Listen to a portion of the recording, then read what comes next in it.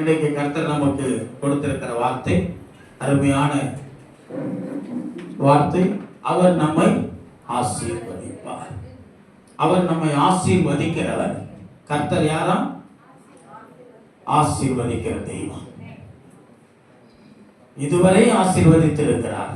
உண்மையா இல்லையா? இதுவரை ஆசீர்வதித்தா இருக்கிறார், இன்னமும் ஆசீர்வதிக்க போறார். அவர் ஆசீர்வதிக்கிற தெய்வம். அவர் எப்படியெல்லாம் ஆசீர்வதிக்கிறார் அவருடைய பிள்ளைகளை. முதலாவது ஒரு 6 காரியங்களை உங்களோட சொல்ல விரும்புகிறேன். 6 விதமான கர்த்தர் நம்மை ஆசீர்வதிக்கிறதை பார்க்கிறோம். முதலாவது அவர் நம்மை ஆசீர்வதிக்கிற விதமாவது, அவருக்கு நம்மளை ஆசீர்வதிப்பதற்கு ரொம்ப பிரியமா, பிரியத்துடன் ஆசீர்வதிக்கிறார். எப்படி ஆசீர்வதிக்கிறார்? நிறைய பேர் செய்வாங்களே, வேண்டவர் போல உள்ள ஒண்ணு வெளியே ஒண்ணு அப்படிலாம் இல்லை. அப்பா கிட்ட அவருடைய எண்ணமே முழு மனதோடு பிரியத்தோடு தம்முடைய பிள்ளைகளை ஆசீர்வதிக்கிற தெய்வம். பிரியமாய் உண்மை அவர் இருந்து உன்னை ஆசீர்வதிக்கிறார். அதுதான் என்னாகமம் 24:1 வாசிக்கும். 24ஆம் அதிகாரம் என்னாகமத்தில் 1ஆம் வசனம் சொல்லுது, இஸ்ரவேலை ஆசீர்வதிப்பதே கர்த்தருக்கு பிரியம் என்று சொல்லப்பட்டிருக்கிறது. இஸ்ரவேலை ஆசீர்வதிக்கிறதா அவருக்கு பிரியம். இந்த வசனத்தை வாசித்து நீங்க கீழே வீட்டுல போய் உட்கார்ந்து வாசித்து பாருங்க. பீலேயாம் என்னப்பட்ட ஒரு தீர்க்கதரிசியானவன் இஸ்ரவேலிலே இருந்தார். அவருக்கு கர்த்தர் ஒரு கிருபையை கொடுத்து வைத்திருந்தார். அவர்கிட்ட இருந்த ஒரு வரம் என்னன்னா, அவர் யாரெல்லாம் ஆசீர்வதிக்கிறாரோ ஆசீர்வாதம் ஆயிடுவாங்க.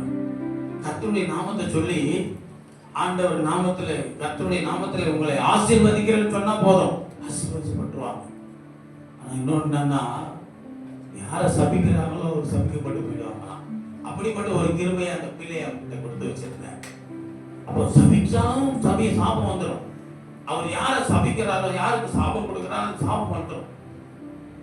இப்படிப்பட்ட சூழ்நிலை தான் இஸ்ரவேலுக்கு விரோதமாக எழுப்பின ஒரு பாலாக் என்ற ஒரு ராஜா மூலமா இந்த பிலேயாம் வஞ்சிக்கப்பட்டார். பிலேயாம் இஸ்ரவேலுக்காக தீர்க்கதரிசியாக நியமிக்கப்பட்டவர். ஆனால் இந்த பாலாக் ராஜா என்ன செய்யறார்? பிலேயாமை அழைத்து, உங்ககிட்ட சில வரங்கள் இருக்கு, விசேஷமான காரியங்கள் இருக்கு, பார்த்தேன், நீ யாரை சபிக்கிறியோ அவன் சபிக்கப்பட்டு போயிடுறான். அதனால நான் உனக்கு நிறைய பொற்காசுகளை தரேன், நிறைய வெள்ளை பணத்தையும் நிறைய உனக்கு வெகுமதிகள்லாம் கொடுக்குறேன். நான் ஒரு காரியம் உங்ககிட்ட கேட்பேன், செய்வியா? சொல்லுங்க, செய்கிறேன். பாலாக் ராஜாவை, இஸ்ரவேல் ஜனங்களை கொஞ்சம் சபிச்சேன். இஸ்ரவேல் ஜனங்களை என்ன பண்ணேன்? சபிச்சிரு, உனக்கு நிறைய வெகுமதி தரேன், நீ கேட்கறதெல்லாம் தரேன். இவருக்கும் ஒரு ஆசை வந்துருச்சு பாருங்க. இப்போ இவர் யாருக்காக நியமிக்கப்படுறதே மறந்துட்டார். இவரு அப்படியா, ரொம்ப சந்தோஷம், இதுல என்ன இஸ்ரவேல் ஜனங்களை சபிக்கணும், அவ்வளவுதானே, சபிச்சிடுவோம் அப்படின்னு சொல்லி சபிக்க புறப்பட்டார். சபிக்க புறப்படுற வேலை தான் ஆண்டவர் பேசுறார். ஆண்டவர் வழிமறிச்சு நிறுத்துறார். கழுத்து மேல போறாரு பாருங்க. இவரு அந்த கழுத்தையே இவரோட பேசும்படி ஆண்டவர் செஞ்சுட்டார். கழுதை கொண்டு பிள்ளையம் கூட பேசுறாரு. கழுது பேசுது பிள்ளையம் கிட்ட. எந்த கழுத மேல ஏறி போறாரோ அந்த கழுத பிள்ளையம் கிட்ட பேசுது. பிள்ளையாமே, நான் சொல்றேன் அது எப்படி பேசியிருக்கோன்னு சொல்லி, பிள்ளையாமே, உன்னை சுமக்கிறனே, எனக்கு கூட நன்றி இருக்குதுடா, உன்னை சுமக்க எனக்கு பலன் தராரே ஆண்டவர், நம்மளெல்லாம் பாதுகாக்கிற தெய்வம், அவருடைய பிள்ளைகளா இஸ்ரவேலரை சபிக்கிறதுக்கு புறப்படுறியே, இது உங்களுக்கு நியாயமா? நீ நல்லா இருப்பியா? இந்த கழுத்தை பேசு. கொடிவே முடியாது. அப்படியே செவத்தோட இவனை கூட்டும் போது ஒரு செவத்து சத்துல போறான். அந்த கழுத்தை வேணும்னு நான் பண்ணுது செவத்துல ஒட்டி போய் கால் நெசம் அப்படியே அழுத்து. எப்படி போற? ஒழுங்கா போ. நான் ஒழுங்கா போறேன்னா நீ முதல்ல ஒழுங்கா போறியா? எதுக்கு போறேன்னு தெரியுதா நீ? அப்போதான் பார்த்தா கண்ணு திறக்கப்படுது. கண்கள் திறக்கப்பட்ட உடனே பேராமன் கண்கள் திறக்கப்பட்டு, இன்னும் அதுக்கு முன்னாடி குருடாலாம் கிடையாது, மன கண்கள் பார்க்கல, பாருங்க, ஒரு ஆவிக்குரிய கண்ணோட பார்த்தா அந்த சங்கு உள்ள போகும்பொழுது முன்னாடி அழகா பட்டயத்தை வச்சு நிக்கிறான் சங்கார தோல். அனைவரையும் சமைக்க போற கர்த்தர் அனுப்பிச்சிருக்கிறாரு. ஆமா, என் ஜனங்களை நீ சபிக்க கூடாது, ஆசீர்வதிக்கணும். என்ன சொன்னாரு? ஆசீர்வதிக்கணும். என் ஜனங்களை ஆசீர்வதிப்பதுதான் எனக்கு பிரியமா இருக்கிறது. இது பிள்ளையார் கேட்ட உடனே போய் நின்று இந்த வசனங்களை நீங்க வீட்டுல போய் பொறுமையா உட்காந்து பாருங்களேன். இஸ்ரவேல் ஜனங்களை அழகா ஆசீர்வதிக்கிறேன், ஆசீர்வாதத்தை கூறுறாரு. அவ்வளவு ஆசீர்வாதம் அங்க சொல்லப்பட்டிருக்கிறது. அந்த அத்தனை ஆசீர்வாதங்கள் இஸ்ரவேல் ஜனங்களை வந்து பலிக்குது. இதை பார்த்த பாலாக் ராஜா கோபப்பட்டவனா, இவனுக்கு ஏதோ பண்ண முடியாது. பிள்ளையாமலாம் போய் அவருக்கு யாரும் அவன் சாபம் விட்டான்னா பறிச்சிருவான். இவர் பயம், நம்ம போய் பிள்ளையாம ஏதாவது சொல்ல போயிட்டு நம்ம மேல ஏதாவது சாபத்தை விட்டான்னா நம்ம சாபத்துக்கு வாங்கக்கூடாது. இல்லையாமே கோபத்தோட சொல்ற, உனக்கு வெகுமதி எல்லாம் கொடுத்து உனக்கு கனப்படுத்தலாம் பார்த்தேன், இப்பவும் கனத்தோட சொல்லிடுறேன், ஒழுங்கா ஓடிவிடு, என் கண்ணு முன்னாடி இருக்காது, இடத்துக்கு ஓடிட்டு உனக்கு கனப்படுத்தேன். ஏன்னா எதிர்க்க முடியாது, கர்த்தருடைய வரம் அவன் மேல இருக்குது.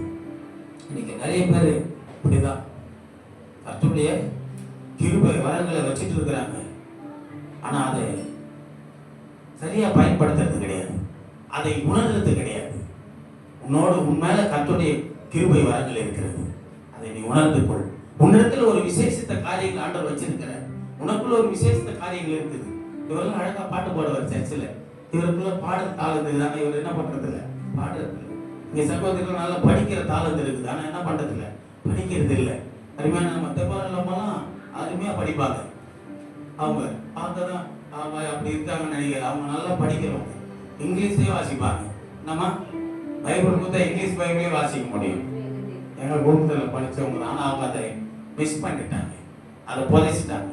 நிறைய பேர் வாழ்க்கையில் எப்படிதான் ஆண்டவர் நிறைய கிருபை வரங்களை கொடுத்து வச்சிருக்கிறார் நமக்கு, நாம் அதை பயன்படுத்துகிறது இல்லை, உணர்றது இல்லை, கர்த்தருக்காக நாம பயன்படுறது இல்லை. ஆனால் உலக மனுஷனுக்கு தெரியும், இவங்க கிட்ட போனா, இவங்களை தொட்டா, இவங்களுக்கு விரோதமா நம்ம எழுப்பினா நமக்கு தான் பிரச்சனைன்னு அவங்களுக்கு தெரியுது. ஆனா நமக்கு தெரியறது இல்லை, நம்ம கூட இருக்கிறவர் நம்ம உணர்றது கிடையாது.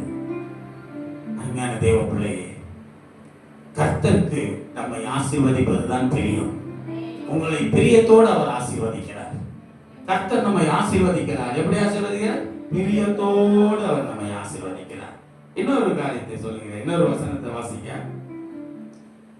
ஆதியாகமம் 12:3 அங்கே ஆண்டவர் ஒரு ஆசீர்வாதத்தை கூறுகிறார். எப்படி ஆசீர்வதிக்கிறார் பாருங்க, யாரை ஆசீர்வதிக்கிறார் பாருங்க. உன்னை ஆசீர்வதிக்கிறவர்களை ஆசீர்வதிப்பேன், பூமியில் உள்ள வம்சங்கள் எல்லாம் உனக்குள்ள ஆசீர்வதிக்கப்படும். இங்க விசேஷமா ஆண்டவர் சொல்ல எப்படி ஆசீர்வதிக்கிறார் பாருங்க. முதல்ல சொன்னார் பிரியத்தோட ஆசீர்வதிக்கிறார், நம்மள பிரியத்தோட, பிரியம் நம்மள ஆசீர்வதித்தா பிரியம், பிரியத்தோடு நம்மளை ஆசீர்வதிக்கிற தெய்வம். ரெண்டாவது சொல்றாரு, உன்னை யாரெல்லாம் ஆசீர்வதிக்கிறாங்களோ அவங்களோட ஆசீர்வதிப்பேன். உன்னை ஆசீர்வதிக்கிறவங்கள ஆசீர்வதிக்கிற தெய்வம் அவர். நமக்கு விரோதமா நம்மளை யாரும் நம்மளை யாரும் சபிச்சா நீ கவலைப்படாது, உனக்கு யாராவது சாபம் போடுறானா கவலைப்படாது, சோத்திரம் பண்ணிட்டு வந்துட்டே கர்த்தர் பார்த்துக்குவார். அவரே சொல்லிட்டார், நான் என்ன செய்வேன் அவர் யாருன்னு சொல்லிட்டார். நம்மை ஆசீர்வதிக்கிறவரை அவர் ஆசீர்வதிக்கிற தெய்வமா இருக்கிறார். அதனால்தான் பாலாக் ராஜா பிள்ளையாமுக்கு விரோதமா எழுப்ப முடியல, பிள்ளையாம திட்டவோ சாபம் விட முடியாது. ஏன்னா இவன் அங்க சொன்னான்னா அங்க இருக்கிறவர் அங்க சாபத்தை விடுவார். அதனால ஆசீர்வாதத்தை தான் கூறுவார்கள் நம்மை பார்க்கிறவர்கள். அப்போ நம்ம யாரெல்லாம் ஆசீர்வதிக்கிறார்களோ, நம்மை பார்த்து யாரெல்லாம் ஆசீர்வாதம் கூறுகிறார்கள் அவர்களுக்கு தேவன் ஆசீர்வாதத்தை கூறுவார், ஆசீர்வாதத்தை கொடுப்பார். இரண்டாவது அடுத்து ஒரு வசனம் வாசிங்க, மூன்றாவது காரியமா ஆதியாகமம் 17 16 வசனத்தை வாசி. நான் அவளை ஆசீர்வதித்து அவளாலே ஒரு குமாரனை தருவேன், அவள் ஜாதிகளுக்கு தாயாகவும் அவளாலே ஜாதிகளின் ராஜாக்கள் உண்டாகவும். அல்லேலூயா. யாரு கிட்ட யாரை பத்தி சொல்றாரு தெரியுமா? இங்க இது யார சொல்றாரு? யாருக்கு சொல்லப்படுற வார்த்தை இது? சாராளு. ஆபிரகாம் இடத்துல ஆண்டவர் சாராளை, தன் மனைவியாக சாராளை குறித்து பேசுறேன். என்ன சொல்றாருன்னா, சாராளை நான் ஆசீர்வதிப்பேன். அவளாலே ஒரு குமாரனையும் தருவேன் உனக்கு. அந்த சாராள் அவள் ஜாதிகளுக்கு தாயாக இருப்பாள். அவள் நிமித்தமாய் ஜாதிகளுக்குள்ளே ராஜாக்கள் உண்டாவார்கள் என்று வேதம் சொல்கிறது. இந்த இது வாக்கு பண்ணுகிறார். சாராளுக்கு ஆண்டவர் ஆபிரகாம் இடத்திலே வாக்கு பண்ணுகிறார். மனைவியாகிய சாராளே, அவளை நான் ஆசீர்வதி ஒரு குமாரனை கொடுப்பேன். வாக்கு தத்தம் பண்ணி ஆசீர்வதிக்கிற தெய்வம். மூன்றாவதாக வாக்கு பண்ணி ஆசீர்வதிப்பார். உங்களை என்ன எப்படி ஆசீர்வதிப்பார்? வாக்கு தத்தம் பண்ணி ஆசீர்வதிப்பார். வாக்கு தத்தம் பண்றவர் அதை நிறைவேற்றாம விட மாட்டார். ஆனா வாக்கு தத்தத்துக்காக நீங்களும் நானும் காத்திருக்கணும். அவசரப்பட்ட முடியுமா? அரிசி எடுத்து தண்ணியில போட்ட உடனே சோறாயிட முடியுமா? அது வேக விடணும். அதுக்கு சரியான தீய நமக்கு அதுக்கேற்ற ஒரு நம்ம நெருப்பை கொடுக்கணும், ஃபயர் வைக்கணும். அந்த ஃபயர்ல தான் அது அந்த பாயில் ஆகும். அதுக்குரிய தீயை நம்ம அதுக்கு கொடுக்கணும். அதன் பிற்பாடு அது நல்ல பாயிலாகி அது சூடாகி வெந்து வர வரையும் காத்திருக்கணும். சாதம் வேகிற வரையும். சில பேர் பசியில் இருப்போம் பார்த்தீங்களா? நாம பசி எடுக்குமா? இப்பதான் பாட்டுக்குள்ள வள வச்சுக்கிறேன். கொஞ்ச நேரம் பொறுத்துக்கிறேன் ராஜா. பிள்ளைங்கள்ட்ட அம்மா தயவா சொல்லுவாங்க, வீட்டுக்காரன் ஏங்க இருங்க இப்பதாங்க போட்டு வச்சுக்கிறேன். நான் இவ்வளவு நேரம் சீக்கிரமா எத்தணுவா அப்படின்னா உடனே சோறு சீக்கிரம் வெந்துட்டு என்ன வந்துருமா? அது அது வெந்து வரும்போது தான் நம்ம சாப்பிட முடியும். அது எப்படி இருக்குதோ அது ஒரு பதத்துக்கு வரணும். அப்போ காத்து இருக்கிறது. ஆண்டவர் இன்னைக்கு வாக்குத்தத்தம் பண்றாரு நம்ம வாழ்க்கையில. அந்த வாக்குத்தத்தம் சில பேருக்கு பார்த்தீங்கன்னா வாக்குத்தத்தம் உடனே நிறைவேறிடுங்க. சில பேருக்கு தாமதிக்கும், லேட் ஆகும். ஏன் தெரியுமா? நான் சொல்லுவேன், அடிக்கடி உங்களுக்கு சொல்லியிருக்கிறேன். சபையில ஆசீர்வாதத்தின் அளவு, அவர் ஆசீர்வாதத்தை கொடுக்கிறார் நமக்கு. அவருடைய ஆசீர்வாதத்துக்கு அளவே கிடையாது. நமக்கு அளவை நாம தான் ஏற்படுத்திக்கிறோம். ஆசீர்வாதத்தின் அளவு யார் கையில இருக்கிறதா? நம்ம கையில தான் இருக்குது. அதனால தான் இயேசு சொல்லும்போது சொன்னாரு, நீங்கள் எந்த அளவினால் அழைக்கிறீர்களோ, நீ எந்த அளவுக்கு ஆண்டவரோடு அதிகமா நேரத்தை செலவிட அவ்வளவு ஆசீர்வாதம். நீ கொஞ்சமா செலவிட்டீங்கன்னா கொஞ்சம் ஆசீர்வாதம். அதாவது கொஞ்சம்னா எந்த அளவு நீங்க எவ்வளவு ஆண்டவரோட நெருக்கமா ஐக்கியமா உடன்படிக்கிற நிலைச்சிருக்கீங்களோ. ஆபிரகாம் தேவனோட அவ்வளவு ஒரு ஐக்கியமா, தேவனோட சஞ்சரிக்கிறதுல, தேவனுடைய வார்த்தைக்கு கீழ்ப்படுகிறதுல, விசுவாசிக்கிறதுல, அவரை பற்றி கொள்றதுல, காத்திருக்கிறதுல, பொறுமையோடு இருக்கிறதுல, எல்லாவற்றிலும் அதிகமாக இருந்தார். அதனாலதான் வேதம் சொல்லுது, ஆபிரகாமுடைய ஆஸ்திய பூமியே தாங்க கூடாத அளவுக்கு கர்த்தர் ஆசீர்வதித்தார். எல்லையை பெரிதாக்கி செல்வ சீமானாய் ஆபிரகாம் அண்ணன் வாழ்ந்த காலத்தில் எப்படி வாழ்ந்தாரா தெரியுமா? பைபிள் சொல்லுது, அவர் செல்வ சீமானாய் வாழ்ந்தார். அதுதான் பைபிள் வசனம். தேவன் அவரை சகலவித காரியங்கள் ஆசீர்வதித்திருந்தார். கிழக்கத்திய புத்தகங்கள்ல திரும்பி பார்த்தா ஆபிரகாமை விட வசதியா யாருமே கிடையாது பைபிள்ல. அவ்வளவு ஆசீர்வாதம். ஆனா ஆபிரகாமை கர்த்தர் அழைக்கும் போது எப்படி அழைச்சார் தெரியுமா? நீ உன் வீட்டையும் தகப்பன் வீட்டையும் உன்னுடைய இனத்தையும் உனக்கு உண்டான எல்லாவற்றையும் விட்டுட்டு நான் உனக்கு காண்பிக்கிற இடத்துக்கு போனேன். போன்னு சொல்லும் போது வெறுமையா வந்தார் ஆபிரகாம். எப்படி வந்தாரு? வெறுமையா, ஒண்ணுமே இல்லை.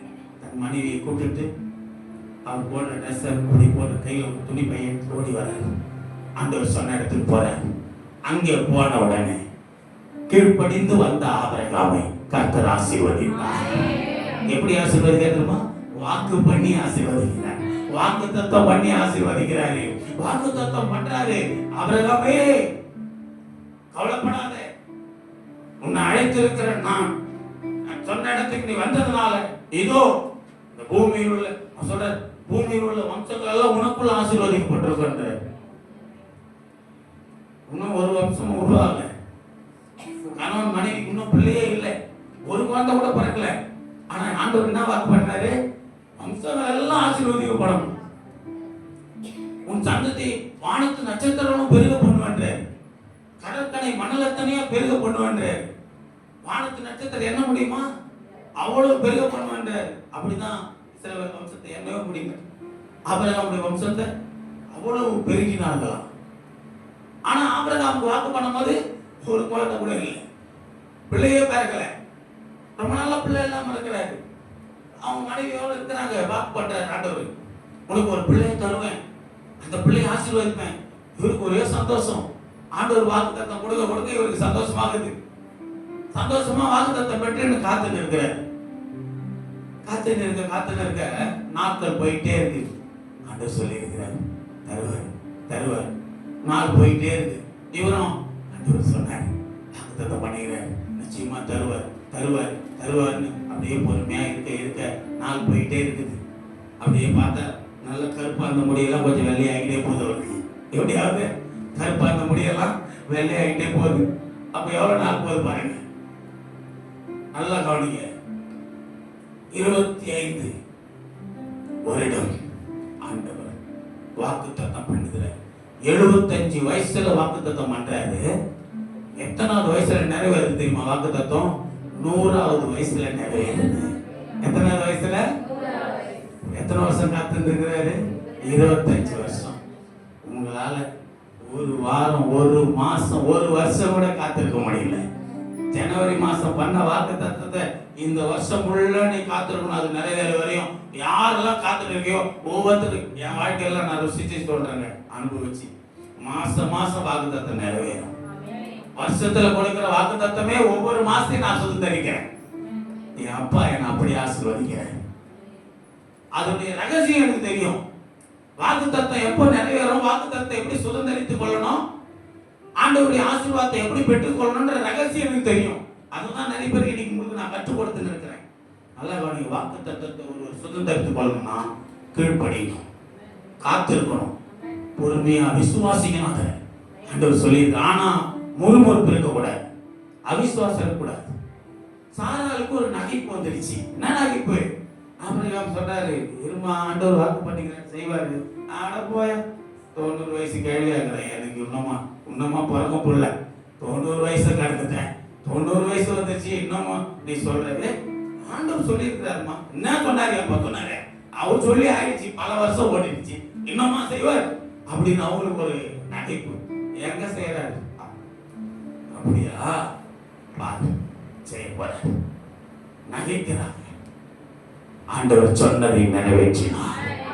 25 வருடம் காத்திருந்த ஆபிரகாமுக்கு தன் மனைவியாக சாரா கர்ப்பம் தரிக்கிறார். ஒரு பிள்ளை கொடுக்கிறார் ஆண்டவர். அந்த பிள்ளை பிறந்து வளர்ந்தது. ஆண்டவர் வாக்கு பண்ணி ஆசீர்வதித்தார்.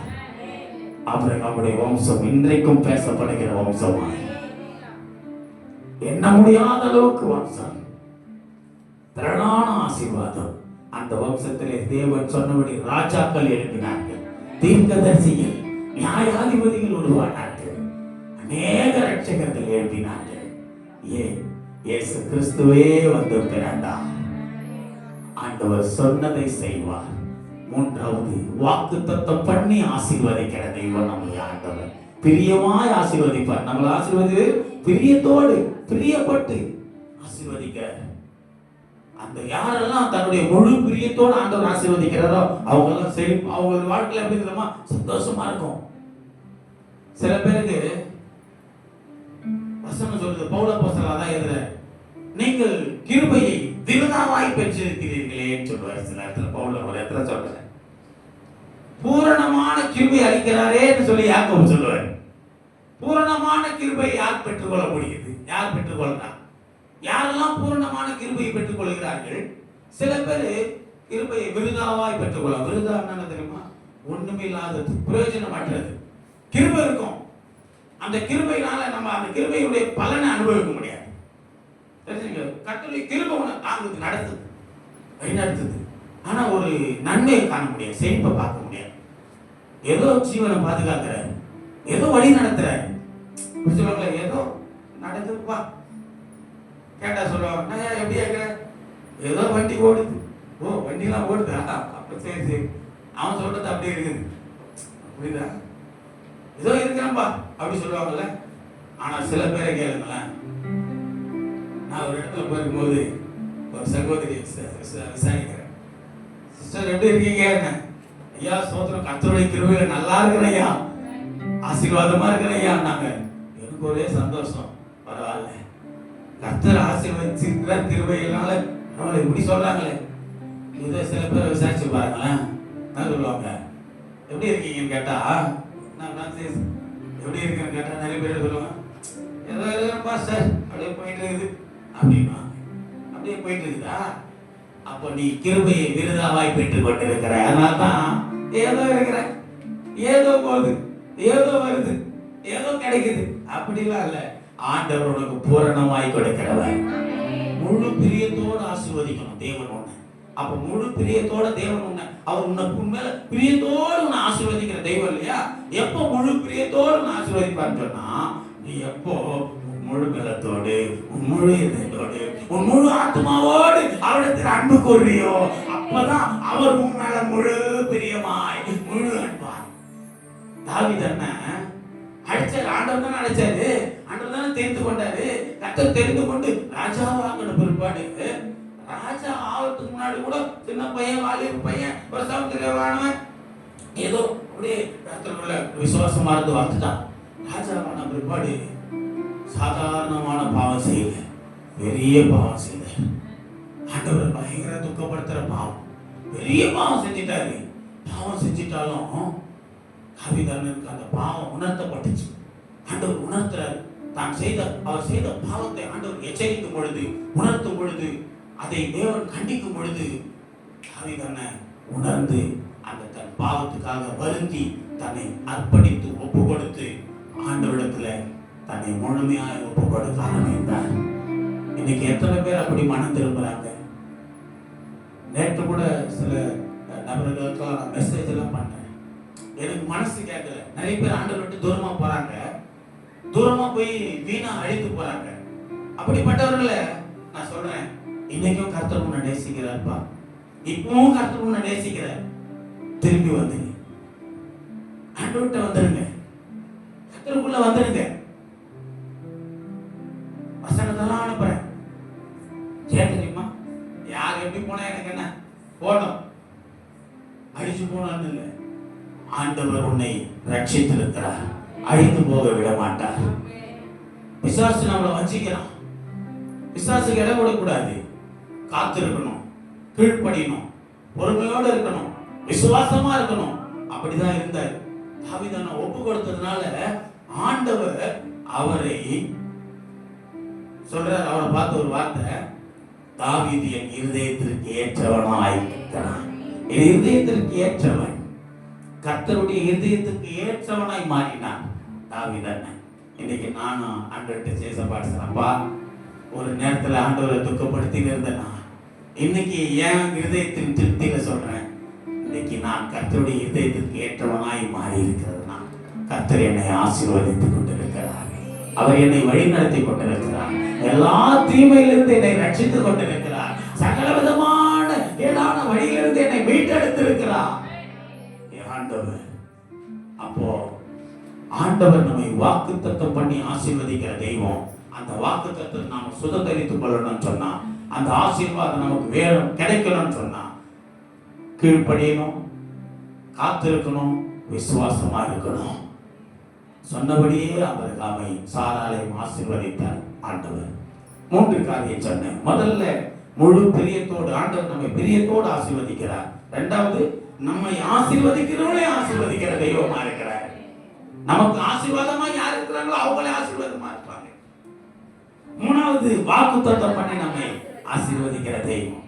நாலாவது சொல்றார் பாருங்க, 26ஆம் அதிகாரம் ஆதியாகமத்துல 3ஆம் வசனத்துல சொல்றாரு, இந்த தேசத்திலே வாசம் பண்ணு, உன்னோட கூட இருந்து உன்னை ஆசீர்வதிப்பேன். அல்லேலூயா.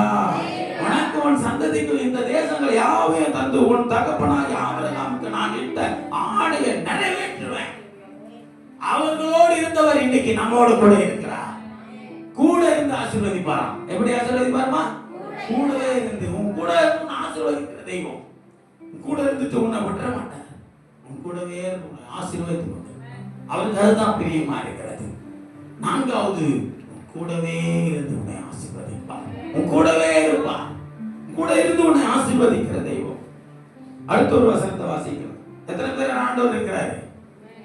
சொல்லுங்க, எத்தனை பேர் ஆண்டவர் இருக்கிறாரு? ஆமேனா? சரி, ஒரு கேள்வி கேட்கலாம். இயேசு எனக்குள்ள இருக்கிறார் ஆமென் சொல்லுங்க. இயேசு நமக்குள்ள இருக்கிறார்ன்றத நாம பார்க்கலாம். நான் ரிலேஷன்ஸ் வீட்டுக்கு போனாலும் சரி, எங்க யாரை சந்திக்க போனாலும் சரி, எந்த தேவனுடைய பிள்ளைகளை பார்த்தாலும் சொல்லுவேன், இயேசு உனக்குள்ள இருக்கிறாரான்னு கேட்பேன். இருக்கிறாரு ஐயா. அப்படியா, ரொம்ப சந்தோஷமா இருக்கேன். ஆமா, எங்க வீட்டில் சின்ன பிள்ளை மெரின் ஒரு நாள் கிளாஸ் கூப்பிட்டேன். அவங்ககிட்ட ஒரு சும்மா விளையாட்டு கிளாஸ், இயேசு உங்ககிட்ட இருக்கிறாரா, இயேசு உனக்குள்ள இருக்கிறாராமா, இருக்கிறாரா இருக்கிறாரா, பட்டாலும் ஒன்று வச்சேன் கணத்துக்கு, டப்புன்னு ஒன்று போட்டதான் அப்படின்னு என்ன டக்குன்னு அப்படி நான் வச்சுட்டேன். என்ன நாடிக்கலாம் அப்படியே அவள் அடிக்கிற மாதிரி, இப்போ இயேசு உனக்குள்ள இல்லை, சும்மா விளையாட்டு அவ்வளோ சொல்றேன். ஏன்னா ஒன்னும் டக்குன்னு சார் ஆயிட்டான். இயேசு நான் சொல்லிக்கிறாரு, ஒரு கணத்துல இருந்தா மறு கணத்தை காட்டி சொல்லிக்கிறாருல, இயேசு உனக்குள்ள இருக்கிறாரா பார்க்கலாம் அப்படின்னு சொல்லிட்டு அவன் உடனே சொல்றான், ஆமா ஆமா சரி சரி ஆமா சரி சரி அப்படின்னு. இப்போ அவர் யோசிக்கிறா பாருங்க எப்படி. அதான் சொல்லுவாங்கல்ல, நம்ம 8 அடி பாய்ஞ்சா நம்ம பிள்ளைங்க 16 அடி பாயணும்ல, அவளுக்குள்ள ஒரு ஞானம் பாருங்க. நான் சொன்னேன், ஒரு லைட்டா தட்டிட்டு அடிச்சா திருப்பி அடிக்கூடாது. அதான் இயேசு கிடையாது. இயேசுவின் பிள்ளைகள் அப்படிதான் தாழ்மை பொறுமை.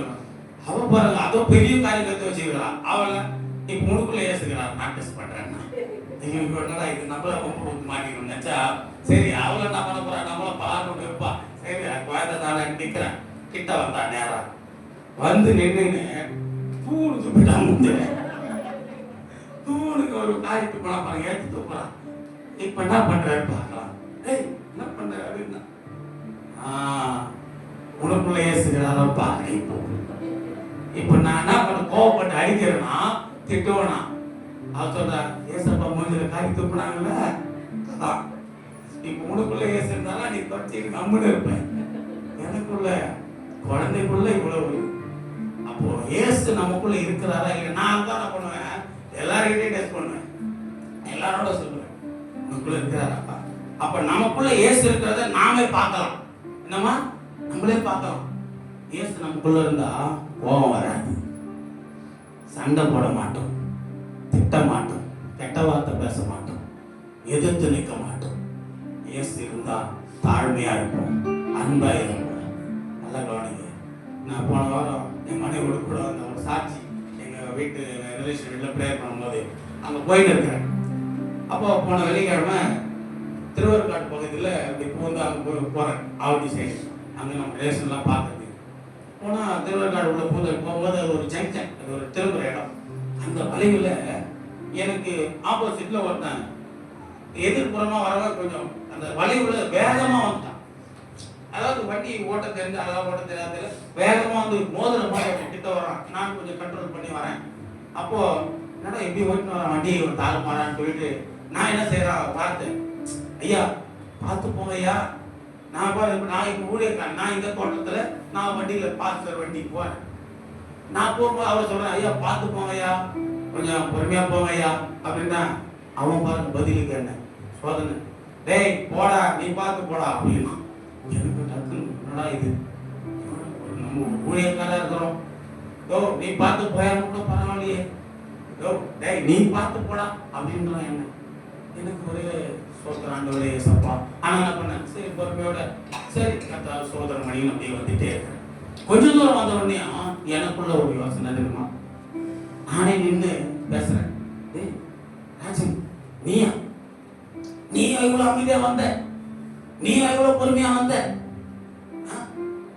எங்க அப்பா பேர் இயேசுப்பா.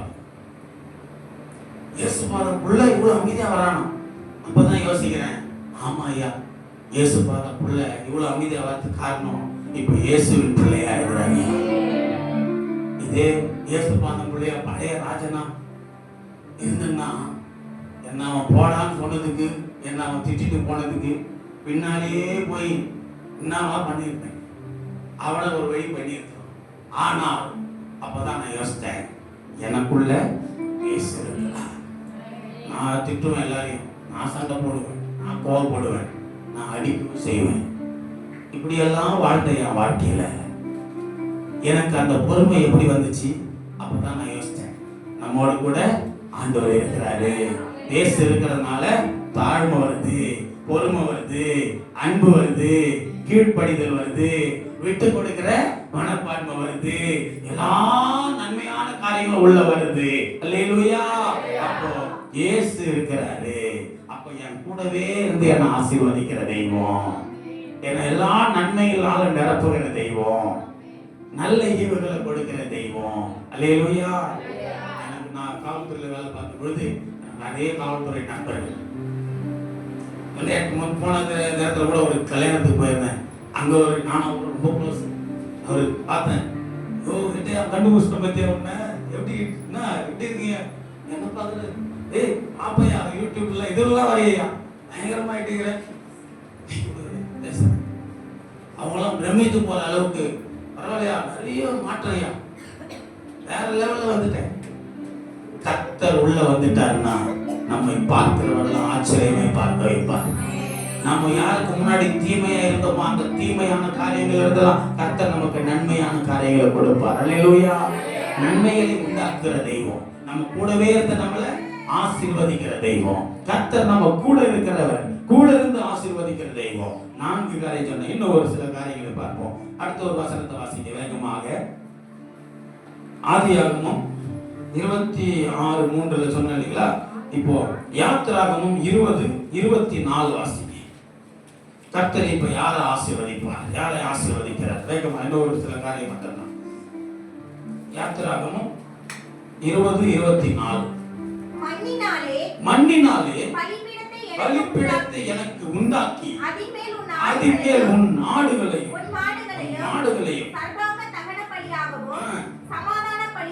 செலுத்துவாயாக. நான் என் நாமத்தை பிரஸ்தாபப்படுத்தும் எந்த ஸ்தானத்திலும் உன்னிடத்தில் வந்து உன்னை ஆசீர்வதிப்பேன். அல்லேலூயா.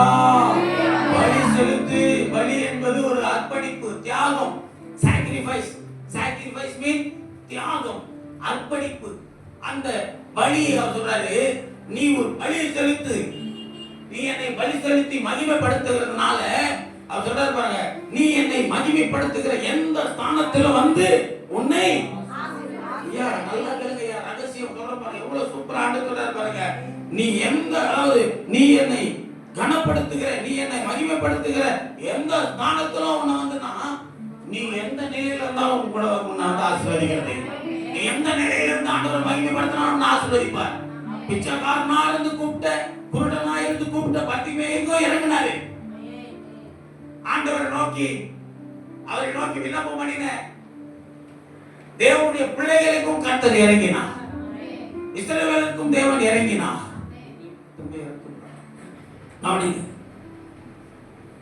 ஆண்டவரை நோக்கி கூப்பிட்ட சப்பானிக்கும் இறங்கினார், அவருடைய சீசர்களுக்கும் இறங்கினார், அவரை நோக்கி பார்த்த நல்ல உள்ளங்களுக்கும் இறங்கினார். எல்லாருக்கும் எல்லாமா இருப்பார், யாரையும் புறக்கணிக்க மாட்டார். நீ எந்த ஸ்தானத்தையும், நான் இப்படி இருக்கிறேன், நான் இப்படி இருந்தா, நான் இப்படி போய் ஆண்டவரை துதிக்கலாமா, நான் போய் ஜெபம் பண்ணலாமா, நான் சர்ச்சைக்கு போலாமா அப்படின்ற ஒரு கேள்வி, ஒரு குற்றமான பான்மை கேள்வி, அதெல்லாம் நீ வேண்டாம். ஆண்டவர் சொல்றாரு, நீ அவருக்காக அவருடைய நாமத்தை யாரெல்லாம் மகிமைப்படுத்துறாங்களோ அவங்களை ஆசீர்வதிக்கிற தெய்வமா இருக்கிறார். அர்ப்பணிப்போட தங்களை அர்ப்பணிச்சு ஆண்டவருக்கு தன்னை ஒப்பு கொடுத்து தியாகமா இருந்து ஆசீர்வாதம் பெற்றுக் கொள்றாங்க. நிறைய பேர் தேவனை மகிமைப்படுத்தி வாழ்றாங்க. அவர்களை கர்த்தர் ஆசீர்வதிக்கிறார். அர்ப்பணிக்கிறவர்களை, அதாவது இது 5வது காரியம், அர்ப்பணித்து தன் நாமத்தை மகிமைப்படுத்துறவர்களை ஆசீர்வதிக்கிறார்.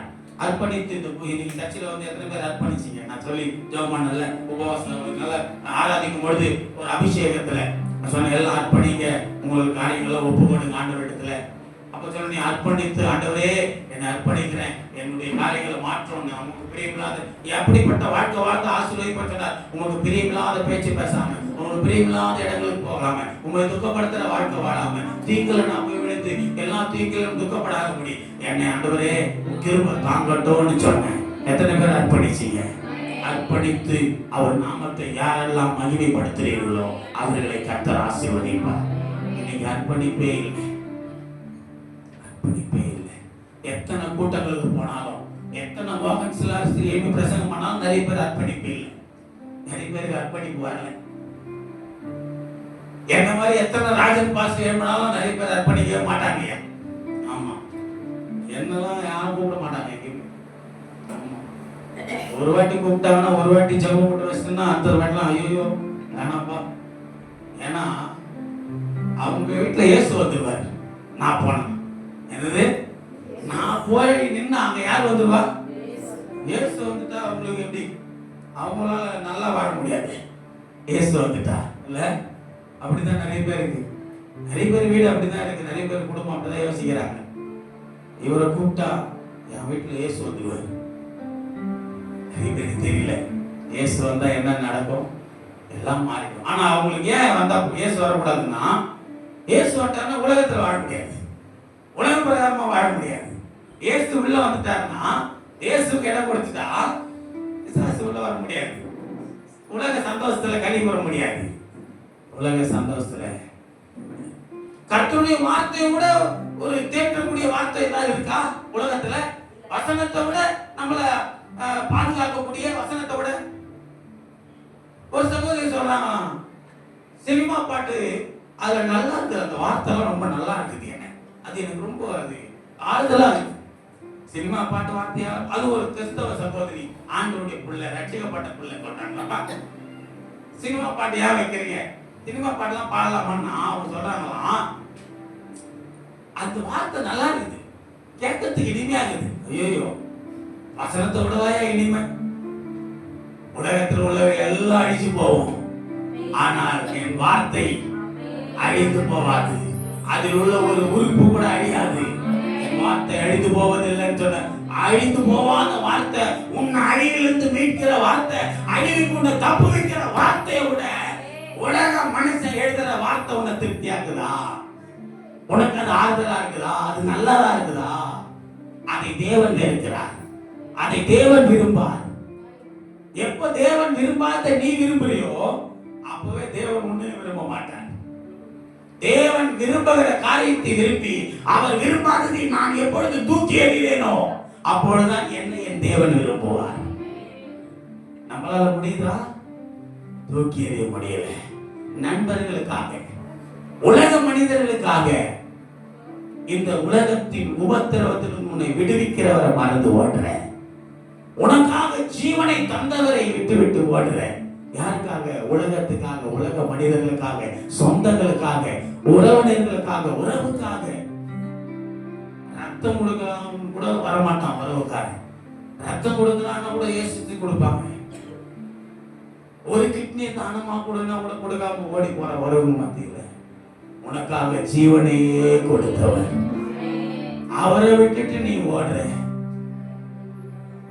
கருமையான தேவ பிள்ளையே, யார் ஒருவர் தன்னை அர்ப்பணித்து கர்த்தருடைய நாமத்தை மகிமைப்படுத்தி வாழ்கிறார்களோ அவர்களை ஆசீர்வதிக்கிற தெய்வம்.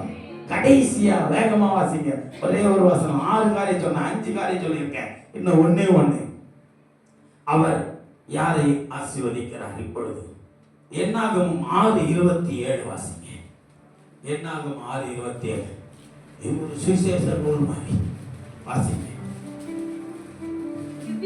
இவ்விதமாய் அவர்கள் என் நாமத்தை இஸ்ரவேல் புத்திரர் மேல் கூற கடவர்கள், அப்பொழுது நான் அவர்களை ஆசீர்வதிப்பேன் என்று சொல்கிறார். அல்லேலூயா. இதுலயும் குறிச்சு வச்சுங்க. இது என்ன அர்த்தம்னா, அவர் நாமத்தை சுவிசேஷமா யார் அறிவிக்கிறார்களோ அவர்களை கர்த்தர் ஆசீர்வதிக்கிறார். சுவிசேஷம் அறிவிக்கிறவங்க இன்னைக்கு உலகத்துல எவ்வளவு பேர் சுவிசேஷம் அறிவிக்கிறாங்க தெரியுமா? அவங்களை எப்படிலாம் ஆண்டவர் ஆசீர்வதிக்க தெரியுமா? இந்த சைடு கேரளப்பாக்கம்னு ஒரு ஊர் இருக்கு. இந்த பகுதியில் அந்த கேரளப்பாக்கத்துல நான் எனக்கு தெரிஞ்ச ஒரு 10-20 வருஷத்துக்கு முன்னாடிலாம் நான் போகும்போதெல்லாம் அந்த பகுதியில் அங்கே ஒருத்தர் பார்த்தீங்கன்னா சாதாரணமா ஒரு மனுஷன் கைப்பிரதி கொடுத்துட்டு இருப்பார். ஓடி ஓடி சும்மா கொடுக்க மாட்டாருங்க கைப்பிரதியை.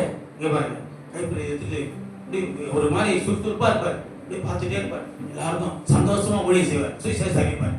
ஏசு உன்னை நேசிக்கிறான், ஏசு உன்னை நேசிக்கிறான் அப்படின்னு கிட்ட போயிட்டு, ஏசு உங்களை நேசிக்கிறான், நீ நரகத்துக்கு போய்விடாதே, பாவத்தை விட்டு மனம் திரும்பு அப்படின்னு கொடுப்பார்.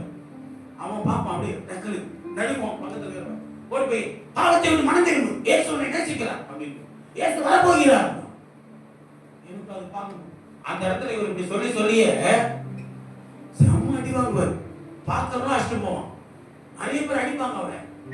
ஒரு நாள் நான் அவரை பார்க்கிறேன், போயிட்டே இருக்கிறேன், ரத்தம் காயும், ரத்தம் சொட்டுது, ரத்தம் ஊத்தி இருக்கு சட்டையெல்லாம். அப்ப கூட ஓடி ஓடி டாக்ஸ் கொடுத்துட்டே இருந்தாரு. நான் பக்கத்துல கூட வந்தவங்க கேட்கறாங்க, என்னங்க அவர் எப்படி இருக்கு? அவர் அப்படிதாங்க, அவர் எப்ப ஏன் சொல்றது சொல்லிட்டே இருப்பாரு, டாக்ஸ் கொடுத்துட்டே இருக்காரு. அது யாருன்னா வாசிச்சு போவாங்க, அவரை போற வரவங்க யாராவது அடிப்பாங்க. இப்படியே சொல்லிட்டு இருந்தார். நாள் போயிட்டே இருந்தது. கொஞ்ச நாள் கடந்து போச்சு. ஒரு சில நாட்கள் கழிச்சு அவரை திரும்ப அதே இடத்துல நான் பார்க்கிறேன். சாதாரண ஒரு உடையில, சாதாரண பேண்ட் போட்டு டாக்ஸ் கொடுத்துருந்தவரு ஒரு நாள் பாத்தீங்கன்னா கோட்டு சூட்டெல்லாம் போட்டு அப்படியே நிற்கிறார். ஆளே பிரகாசமா நிற்கிறார், பயங்கரமா நிற்கிறார். சூலாம் போட்டு நல்லா அப்படியே டிப்டாப் பண்ணிட்டு இயேசுவை நேசிக்கிறார். பாவம் செய்யாதே, மனம் திரும்பு, பரலோகத்துக்கு போக வேண்டும், நீ நரகத்துக்கு போய் இணைந்து விடாதே சொல்லி சொல்லி சொல்லுங்கிறாரு. இப்போ சூப்பரா சொல்லுகிறாரு. சுவிசேஷம் சொல்லிட்டு இருக்கும்போது தான் அங்க பாத்தீங்கன்னா அவருக்கு நான் திரும்பி பாருங்க ஆளு அன்னைக்கு சொன்னார் அவர் தான். ஆமா, அப்படி பக்கத்துல பார்த்தோ அதோ நிக்கிறது அவர் காரு, அதோ அவங்க ஆள் நிக்கிறாங்க, கூட நிக்கிறாங்க பாருங்க. அங்க 2 பேர் கார் வெளியே நிக்கிறான், கார் வச்சு ட்ரீட் பண்ணிக்கிறான். கார் விட்டு வந்து இறங்கி சுவிசேஷம் சொல்லியிருக்காரு. பல வருடங்கள் கழித்து சுவிசேஷம் ஊழியம், சுவிசேஷம் செய்கிறவர்களை கர்த்தர் ஆசீர்வதிப்பார். சுவிசேஷம் அறிவிக்கிறவர்களை யார் தன் நாமத்தை கூறி சுவிசேஷமாய் அறிவிக்கிறார்களோ அவர்களை கர்த்தர் ஆசீர்வதிப்பார். அவரை பார்த்தேன், இன்னைக்கு நல்ல ஊழியம் சபை பெரிய லெவல்ல.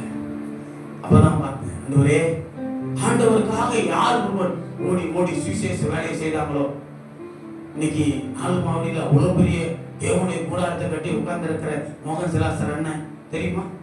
இதே சென்னை பட்டணத்துல அவருடைய சாட்சி கேட்டிருக்கிறேன். அவர் சாட்சி சொல்லும்போது பார்த்திருக்கீங்களா? அம்பத்தூர் பகுதியில் சென்ட்ரல் மோர் மார்க்கெட்டில் சுவிசேஷம் அறிவிச்சிருந்தவர் கைப்பிரதிகளை கொடுத்து போற வரவங்களுக்கு சுவிசேஷம் சொல்லி ஜெபம் பண்ணிட்டு ரோட்ல நின்று சுவிசேஷம் சொல்லி இருந்த மனுஷன் இன்னைக்கு தேவனுடைய கூடாரம் உருவாக்கி அநேகரை ரட்சிப்புகளை நடத்தி பெரிய ஒரு எழுப்புதல் ஜெபம் நடக்கிற ஒரு மையம் நடத்தி கொண்டு தேசத்துக்காக உலக அளவில் கர்த்தர் பயன்படுத்துறேன்.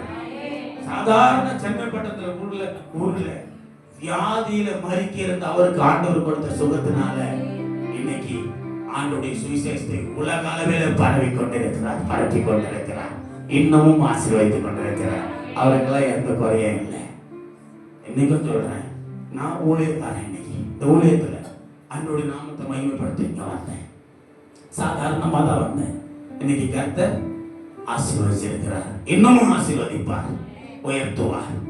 யார் ஒருவர் அவருடைய நாமத்தை கூறி மற்றவர்களுக்கு கூறி சுவிசேஷம் அறிவிக்கிறார்களோ அவர்களை தேவன் ஆசீர்வதிக்கிறார். தலைப்பு போடுமா, கவனிங்க. 6 காரியங்களை சொன்னேன். கர்த்தர் பாருங்க, அவர் நம்மை ஆசீர்வதிக்கிறவர். அவர் யார்? நம்மை எல்லாம் சொல்லுங்க. கர்த்தர் என்னை ஆசீர்வதிக்கிறவர். அவர் எப்படி ஆசீர்வதிப்பார்?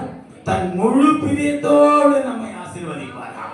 பிரியத்தோடு, பிரியப்பட்டு தன் முழு பிரியத்தோடு நம்மை ஆசீர்வதிக்கிற தெய்வம். எப்பொழுது நீ முழு உள்ளத்தோடு, முழு இதயத்தோடு, முழு ஆத்மாவோடு நீ அன்பு கூர்ந்தால் அவரும் முழு பிரியத்தோடு உன்னை ஆசீர்வதிப்பார். அடுத்து சொல்றாரு, உன்னை யாரெல்லாம் ஆசீர்வதிக்கிறாங்களோ அவங்களெல்லாம் நான் ஆசீர்வதிப்பேன்.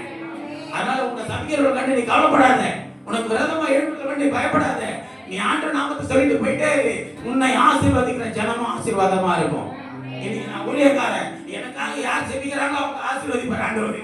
என்னை யாரெல்லாம் வாழ்த்துறாங்களோ, என்னை யாரெல்லாம் ஆசீர்வாதத்தை எனக்கு கூறுறாங்களோ அவங்க ஆசீர்வதிப்பார் ஆண்டவர். அதற்கேற்ற பலன். 3வது சொல்றாரு, வாக்குத்தத்தம் பண்ணி நம்மளை ஆசீர்வதிக்கிற கர்த்தர். வாக்குத்தத்தம் பண்ணி ஆசீர்வதிக்கிறாரு. 4வது,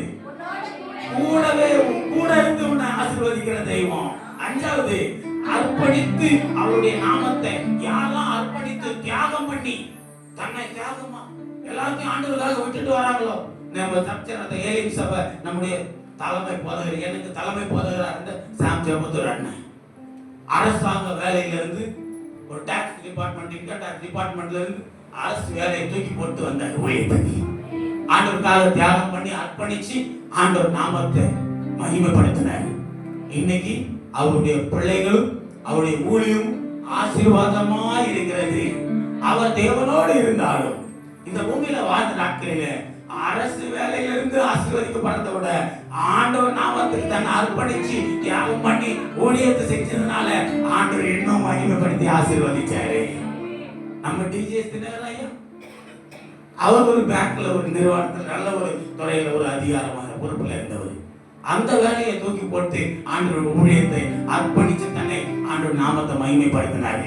கர்த்தர் அவர் ஆசீர்வதிச்சாரு. இன்னைக்கு அவருடைய தலைமுறைகள், அவருடைய வம்சம் ஆசீர்வதிக்கப்பட்டிருக்கிறது. ஆறாவது காரியம் சொன்ன, அஞ்சாவது காரியம், யார் ஒருவன் தன்னை அர்ப்பணித்து தியாகம் பண்ணி ஆண்டவருக்காக.